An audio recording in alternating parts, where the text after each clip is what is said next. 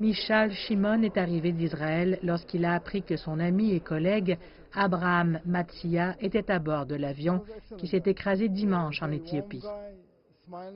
C'était un type super, très chaleureux, souriant, optimiste. Quel dommage qu'il ait perdu la vie de cette façon.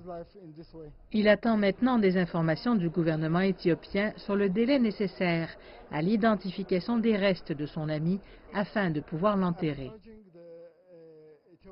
Nous demandons instamment au gouvernement éthiopien d'identifier autant que possible les corps ainsi que les objets et de rapatrier Avi et Moshe. C'est dans le nouvel hôtel éthiopien Skylight d'Addis Abeba que de nombreux proches sont hébergés par la compagnie aérienne. Les gens prennent place en groupe en fonction de leur nationalité dans l'attente d'informations. Dans une autre pièce de l'hôtel, les responsables du gouvernement kényan ont consulté le ministre éthiopien des Transports sur l'avancement des enquêtes. Ce pays attend les corps de ses 32 citoyens qui ont péri dans l'accident.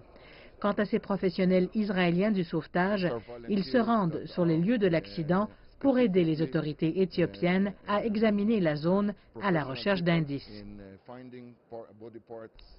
Ce sont des volontaires qui sont des professionnels aguerris dans la recherche de restes humains et pour les relier à toutes les personnes de leur âge partout dans le monde. Ils se sont portés volontaires.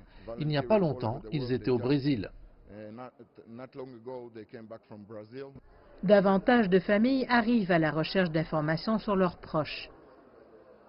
Au fur et à mesure que les enquêtes se poursuivent, on attend de plus en plus de proches et tout comme ceux qui sont assis ici, ils devraient recevoir des mises à jour régulières sur la recherche des corps.